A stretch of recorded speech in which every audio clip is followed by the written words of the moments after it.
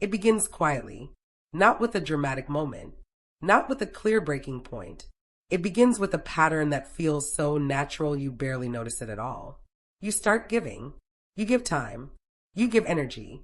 You give dreams you once thought were your own. And you tell yourself it is fine. That this is what good people do. That this is how you earn love.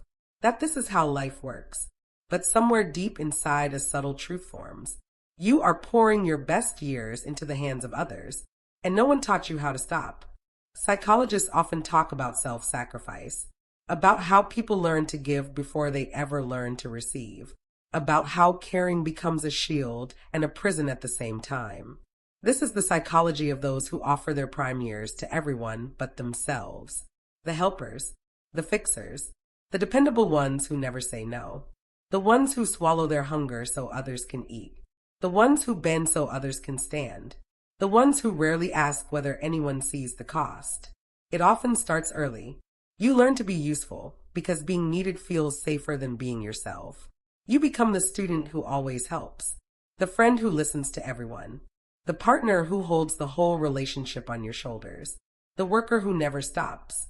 You convince yourself that your worth exists in what you give, not in who you are. And so you pour years into people who were never meant to be carried. You pour years into jobs that drain your soul. You pour years into families who rely on you because they never learned another way. You pour years into communities that praise your strength yet never ask about your exhaustion. This is not weakness. This is survival. This is the way people are shaped when life teaches them that giving is the only safe identity. There is a moment that arrives much later. Sometimes in your 30s, sometimes in your 50s, sometimes in your 70s, a moment when you pause long enough to hear the truth hiding under the noise. You realize you never learned how to place yourself in your own life. You never learned how to say I matter too. You never learned how to belong to yourself. People who gave their best years to others share a common wound. They mistake devotion for destiny. They confuse loyalty with obligation. They wear exhaustion as a badge of honor, and they call it love. But love without balance becomes sacrifice, and sacrifice without reciprocity becomes erosion. You cannot pour from yourself forever without becoming hollow. In the middle of life, this truth becomes louder, especially for older people who look back at decades spent supporting everyone else. Many realize they raised children while never raising their own dreams. They protected partners while abandoning their own needs. They cared for aging parents while ignoring the slow aging of their own hearts. They gave, and gave, and gave, until they look in the mirror and notice the lines of years that were never truly lived for themselves. Some feel grief, some feel anger, some feel confusion, because no one warned them that giving everything could still leave them empty. They were taught that selflessness is virtue, that putting themselves last is noble. But no one explained the cost of disappearing. No one explained that a life built entirely around others leaves no room for the self to grow. And yet this is not only about older people. Young adults feel it too. The 20-year-old who supports everyone. The 30-year-old who is already burned out. The teenager who never got to act like a child. The middle-aged person who wakes up and wonders where their own story went. The truth is universal. Self-abandonment has no age. Still older people experience a special form of this pain. They stand at a point where time becomes real, where days feel both long and short, where choices echo differently. They ask questions that feel heavy in the chest. Did my life belong to me, or did it belong to everyone else? Did I ever learn how to be held, or only how to hold others? Did I ever choose myself, or did I only choose duty? Did I ever know rest? Did I ever know joy that was mine alone? But here is the quiet miracle. The story is not over. Not for older people. Not for middle-aged people. Not for young adults. Not for anyone. The years you gave away do not erase the years still ahead. Healing is not about reclaiming the past. It is about rewriting your future. First comes recognition. The moment you admit that you lost pieces of yourself while trying to keep everyone else whole. That moment is not failure. It is awakening. The self you abandon does not disappear. It waits. It watches. It hopes you will finally turn toward it and listen. People who gave their best years to others often carry a secret belief. They think choosing themselves is selfish. They think rest is indulgent. They think saying no is betrayal. But these ideas came from fear, not truth. Healthy love requires boundaries. Healthy identity requires space. Healthy life requires balance. If you never give to yourself, you will eventually break under the weight of everyone you save. So you begin learning a new language. Short, simple truths. I matter. My needs count. I am allowed to rest. I am allowed to ask for help. I am allowed to dream again. These statements may feel unnatural at first.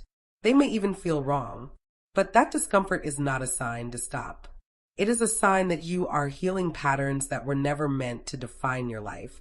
In time, you begin to see how this survival pattern followed you everywhere.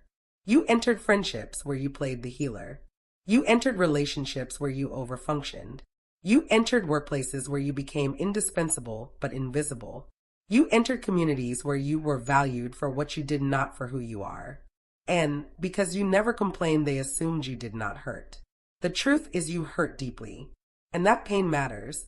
One of the most powerful steps is asking yourself a simple question.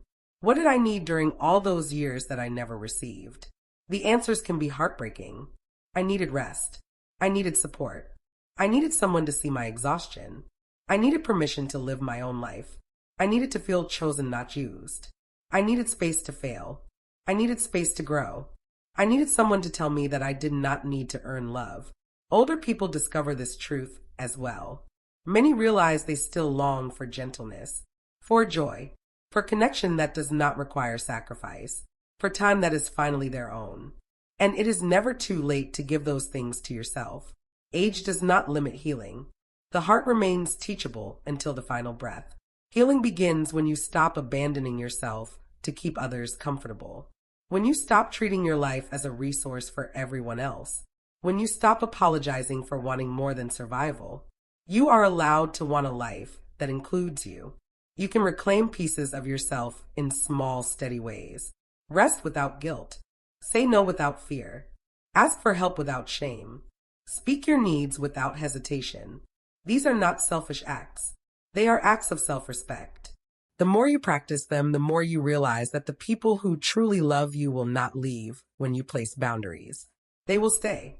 They will adjust. They will learn to meet you with the same care you once gave so freely. This is how you become whole again. Not by undoing the years you gave away, but by choosing yourself in the years you still have. By allowing your story to include your own becoming. By letting your dreams breathe again. If you are someone who gave your best years to others, hear this. You are not too late. You are not too old. You are not too far gone. The strength you used to carry everyone else can now be used to lift yourself. The tenderness you offered to others can now return home to your own heart. The life you helped others build does not have to be the one you settle for. You can still grow. You can still change. You can still discover joy without sacrificing yourself to earn it. You can still learn what it feels like to belong to your own life. Your past may be full of years given away, but your future is still unwritten. And this time you are allowed to write a story where you are not the supporting character. You are the author. You are the center. You are allowed to finally choose yourself. You gave your best years to others. Now give the rest to the person who needed you all along. The one within you. The one waiting to live.